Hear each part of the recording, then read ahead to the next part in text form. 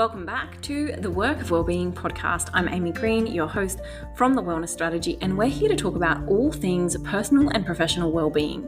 This podcast is designed to help you become curious and consider your everyday wellbeing strategies, what you do for your own wellness, and how you can start to transform your life both in and out of the workplace. Sit back, grab a cup of tea, maybe grab a notepad, a journal, and get ready to feel really enlightened about what wellbeing used to be, what it is now, and where you can take your own wellness strategy.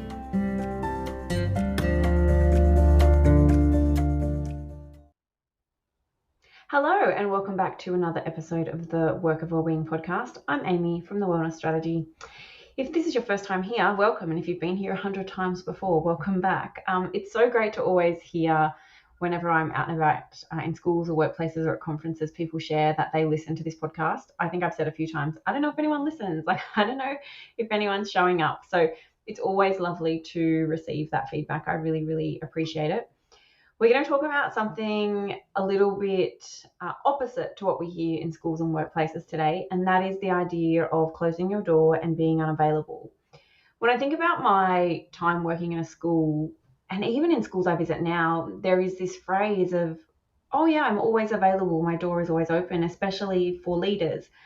And I understand where it comes from. It comes from really wanting to nourish and serve those we lead, those we work with, to build really great relationships and to be really supportive.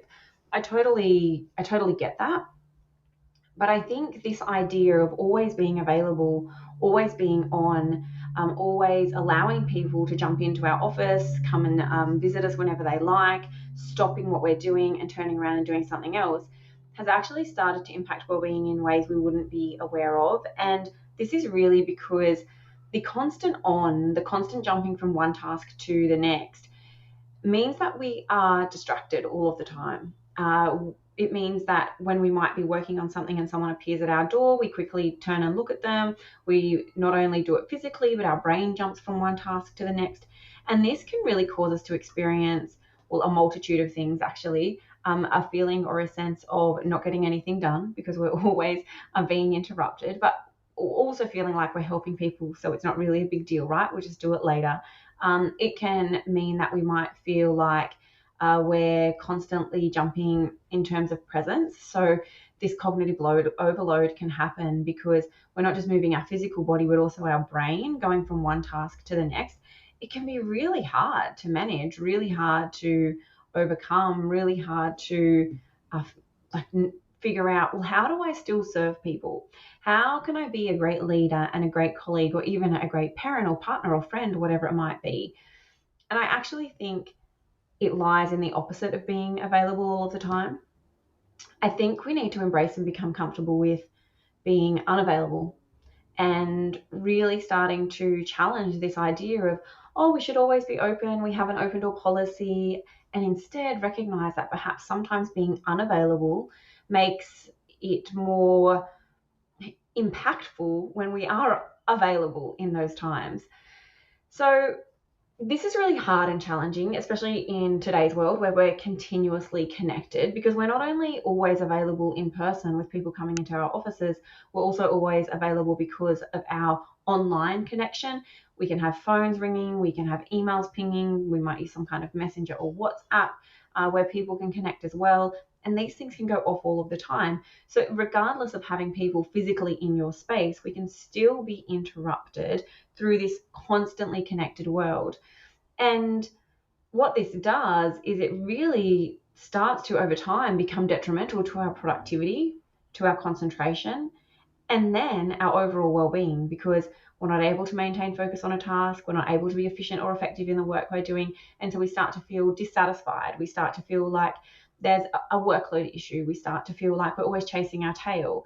And so I really think we need to rethink the concept of being always available and having an open door policy, and instead embrace the power of being unavailable, being comfortable with saying I'm unavailable for that meeting right now, or between 9 to 11 on Fridays is when I'm actually getting down to work. So I will have my door shut during that time, and knowing that it's an okay thing to do. It being always available or having an open door policy means people can access at any point in time It also means we're constantly distracted, whether we like to own that or not, because interruptions like knocks on the door, phone calls, emails, notifications, they all distract us from a really crucial thing. And that crucial thing is what Cal Newport defines as deep work. So deep work is our ability to focus over time, sustainably, without distraction, on cognitive demanding tasks. So think about that. Concentration, sustained concentration over a period of time without distraction or interruption. I don't think that really happens often in school environments. How often do we get to sit down to actually work on something without interruptions where we can concentrate? And I don't mean in meeting times, I mean on our own to engage in that deep work. These periods where we do our best work, where we're able to really be productive and get things done, where we might be solving problems or thinking creatively. We need space to do this, but being constantly available detracts from this. And so we can find our stress levels increasing because people are continually taking up our time, either by knocking on our door or ringing our phone or whatever it might be. And then internally, we want to serve, but also start to get frustrated because we're jumping from one thing to another and we're not actually able to concentrate or produce the work we sat down to do. I know this feeling all too well. So to overcome this, what we have to do is start to set some boundaries. Really setting boundaries for things like productivity, for deep work, for concentration. It's crucial for our ability to focus. When we're always available, we don't do this. We allow others to dictate our schedule and our priorities when really it should come from us. And when we do this, it often leads to those really important tasks being left to last minute. And we don't want to operate like this. We need to have time for these important tasks. Instead of jumping from one thing to another, we need to consider, well, what are the demands that are urgent and important, and carving out deep work, uninterrupted time to actually do this. Just because it's urgent to someone else when they're knocking at your door or ringing your phone doesn't mean it needs to be urgent to you. And we need to start to be okay with that. One person's urgent is not another person's urgent. One person's important is not another person's important. We get to choose this. So by closing our doors, what we're really doing is setting these specific times for availability. And within this, we create an environment that really does promote things like concentration, deep work, and setting boundaries around how we like to work. It not only helps us get things done efficiently and effectively, but it teaches and sends a message to others that it's okay to do this, that it's okay to do this as well, that it's okay to set specific times where you're just not available because you're getting work done.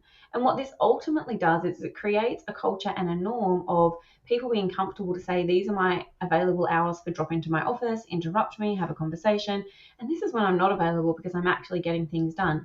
And what that means is when we're in team meetings, when someone does pop into our office, when we are having conversations, we're going to be far more present and engaged because we're not distracted thinking, oh, I was right in the middle of writing that email, or I was really in a good flow with that task and now I'm interrupted.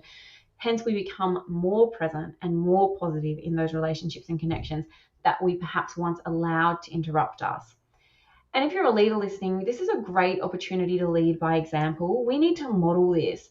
If we want to see this in our workplace, we need to do it. Or if we are finding the always constant interruptions challenging, it would be a sign that other colleagues are finding it challenging too. And so how can we start to lead and model what it might look like? By adopting these practices of being really intentionally unavailable. Being intentionally unavailable, it doesn't sound like something we should do, but when we understand it's about productivity, it's about work efficiencies, it's about deep work, it's about prioritizing tasks, it starts to make sense. And so we really need to develop a culture where we value deep work, where we develop unavailability as much as we value pop into my office, my door is always open. So how can we do this practically? What might it look like?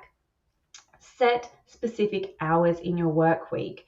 So you might choose certain times in your calendar during your week where you know you work best, and this would be deep work time. So for me, I know I work really well in the mornings, so I often won't open my calendar up on a work from home day when I'm working at home on the business or in the business before 9 or 10 a.m. because sometimes between the hours of 7 to 9 or 8 to 10, I use that for deep work. It's when my brain's on, it's when I concentrate really, really well. I also at times have used calendar to block in, this is when I check my email, this is when I do meetings, this is when I do admin work. And if you're working in a school environment, some of these will be dictated for you, especially if you're teaching. This is when you teach, this is when you have collaboration meetings, this is when you have planning meetings, whatever that might look like. Look outside of those spaces and start to ask yourself, well, when can I add in some deep work time? When can I actually block that off and say to people, I'm here, but I'm not really here. Like, I'm in the building, but I'm completely unavailable right now because I'm using this time for deep work. Alongside this, though, we also need to consider interruptions around technology. So whenever we're doing this, we want to remove distractions that come from technology. It can look like closing all of the tabs down on your screens, putting your phone perhaps in another room, or turning your phone on airplane mode, using do not disturb modes as well. We need to be doing this with technology. And then we want to communicate our boundaries. We really do need to let people know that this is deep work time. This is time where we're not going to be interrupted, where we're actually not available. So please don't knock on my door.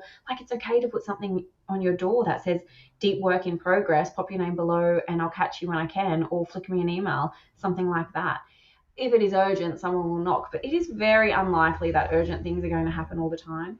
And the last thing to do is to consider, how do you create your environment to be really conducive to this work? So again, minimizing those distractions. Do you have a clear workspace? Maybe using noise cancelling headphones, or if you can work with music on, putting headphones on so that it doesn't become a distraction for you. Again, this is where turning your phone and email off become really, really crucial. We really want to embrace this power of being unavailable and understand it's not about shutting people out. It's actually about creating space needed to do that focused, deep work. We really need to think deeply about what this looks like so we can produce that high quality work, and also set boundaries around modeling this behavior. This is when we start to understand the link between how we work and well-being, because ultimately what happens is we have people feeling safe, feeling confident, and feeling able to set boundaries around when they work, to say to people, I'm unavailable during these 2 sessions of non-contact, or duties other than teaching time, planning and preparation time, because this is when I'm focusing on X, Y, Z, and we start to normalize it. So if you want to chat to me, we need to do it later, whatever that looks like. I think it would be really cool to start a trend of being intentionally unavailable so we can be more present and effective when it truly matters. And I know this goes against what we've been told around open door policy and I'm being always available, but I think in times where it's increasingly busy and we need to get stuff done, sometimes being intentionally unavailable can serve us far more than having our office door always open. As always, I'd love to hear your thoughts on this. Perhaps you're going to implement it, maybe share it with others. If you need any other tips or strategies, you know how to contact me. It's been a delight to share these thoughts, and I would love to hear what you think, whether you want to comment or share this on social somewhere, or perhaps even flick me an email. Have a wonderful day, night, evening, whatever time of day it is for you, and I'll see you in the next episode. Thank you so much for tuning into today's episode. I really do hope you have enjoyed it. The information discussed today was just that, information only. It's not specific advice. If you take action following something you heard today, it's important to make sure that you get professional advice about your unique situation before you proceed, whether that advice be legal, financial, accounting, medical, or otherwise. Please reach out to me if you have any questions, or if there's anything else I can do to support your own wellbeing and wellness journey, whether it's another topic you'd like me to discuss, or whether it's support in your school, workplace, or individually. And if you do know someone who might benefit from listening to this, please remember to tell them about it, share the episode with them, or suggest my Instagram, my website, or LinkedIn, where they can find out more about me and what I do. And as always, I will see you in the next episode.